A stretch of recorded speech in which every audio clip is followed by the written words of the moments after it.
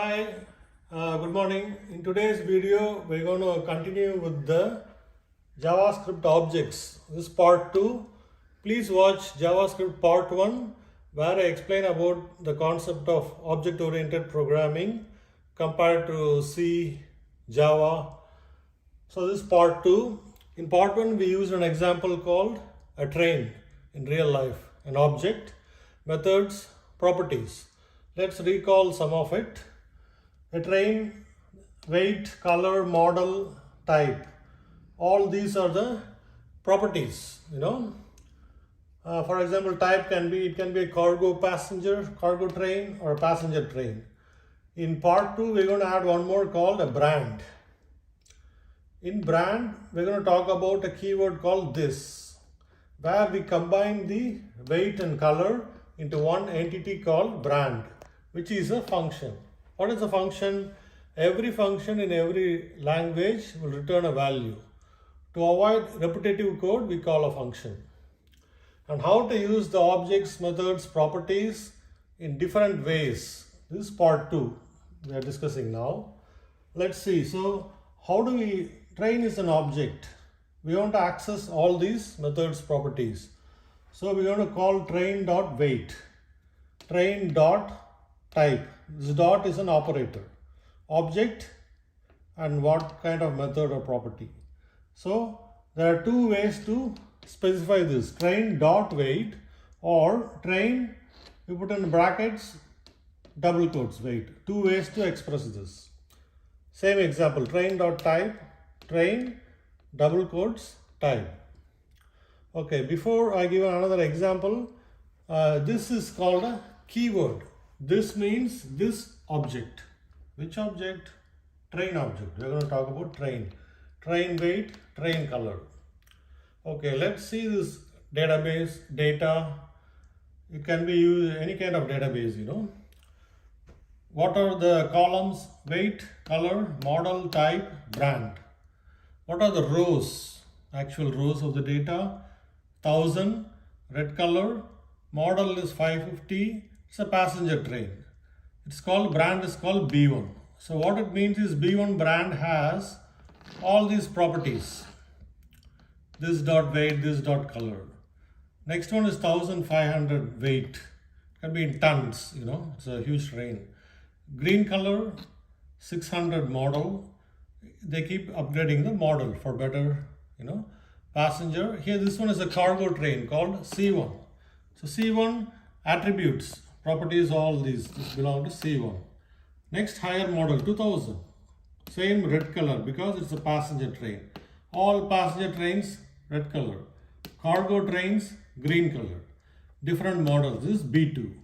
Then next year another upgrade. Weight is 3000. It can carry more passengers or more cargo weight. Green 700 cargo C2. Next is brand B3. 4000, red 800, passenger. 5000, even better, cargo. It can carry small cars, maybe vans. Green color 900 is the model, cargo C3. So these are all brand names.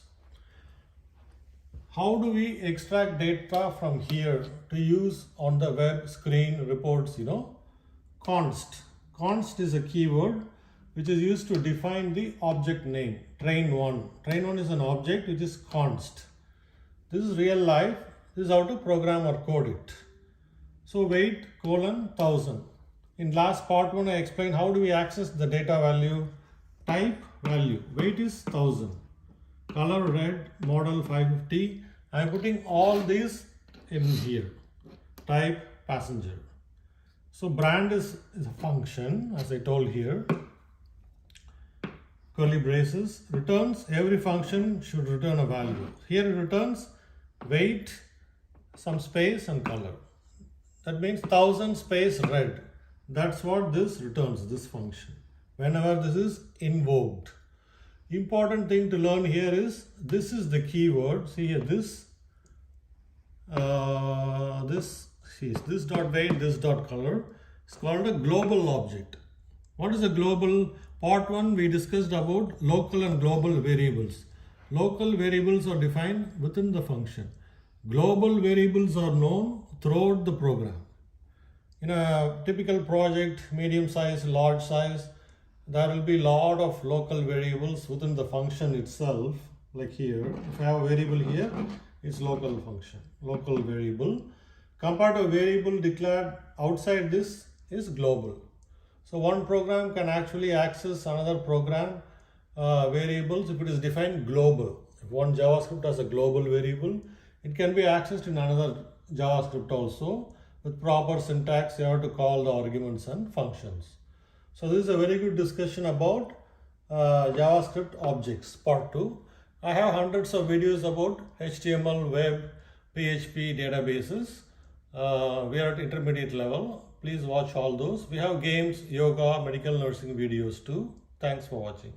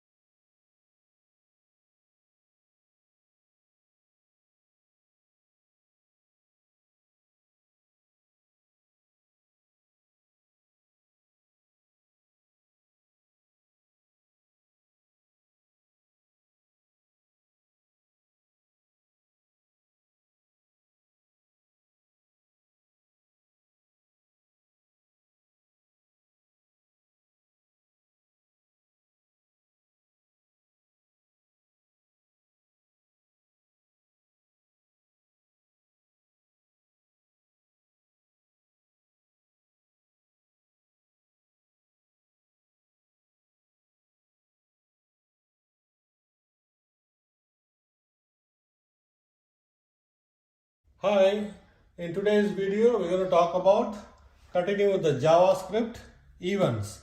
Previous videos we talked about variables, data types, objects part 2, and in continuation of the JavaScript series, this is events. When you talk about HTML, please watch my HTML videos. I have hundreds of videos. Event is something happening on the screen. For example, when a button is clicked on the web page, an event happens. So what the program should do, that is the action. That action part, when an event happens, is done by JavaScript inside HTML. Please watch Java, C, PHP, my other videos. Then you can link everything together and compare. I actually have a couple of videos comparing all the 10 languages, Java, C, PHP. Please watch those. I have put that in 3-4 parts. Okay, let's jump back here. Events. Events happen to HTML elements. In HTML, there are like hundreds of elements. When something happens to the element, the action is taken by a code called JavaScript. JavaScript is executed based on the events. On a button click, when you're in a screen, you're trying to order something, you input your name, all the information. Those are all events happening on the screen of your computer. Imagine like this, millions of commands executing simultaneously. That's how powerful this JavaScript C backend databases are. Input field is entered. All your name, address, all other information, and what you want to buy, or sell. Web page is loaded. After web page is loaded, some event happens. This is a typical program, HTML code, to explain how an event occurs. Same doc type HTML, HTML body tags. These are the tags, Heading, HTML events, examples. This is the output.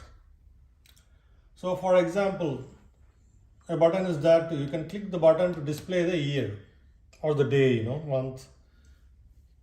This is the code. P is a paragraph tag. This is a button / button. This button tag is to display on the button what to show, and on click what to happen. So show day year. This is the button. We'll call the function here. See, script. If you see here, the script starts here until here. Script is a tag. you put the function inside the script. I'm calling this function show day year, which is here. See the function. I have only one line. Document dot get element by ID, the method. These are parameters. Test date dot inner HTML. I want to call the date function. See, this is called nested function. I am defining a function called show day year I created and calling a standard date function from Java. There are like thousands of functions available, you know. So that's the script. In paragraph, I call this test date. This gets executed, this statement. When it comes here, it goes here, you know, and on click, what should happen? Day is. So this is a button actually, day is. If you click this button, it will display the value. Wednesday, November 1, 2023, which is today's date, by the way. So this is the output. I'll create more JavaScript, PHP, cascading style sheet videos. CSS is cascading style sheet. I put a couple of videos. I'm going to create more. How to beautify the web page of the screen. That is where CSS is used. Please watch my all other videos. Today we reached 500 videos, educational videos, and 80,200 subscribers by now. So I'll create more useful videos. Thanks for your time. Thanks for watching.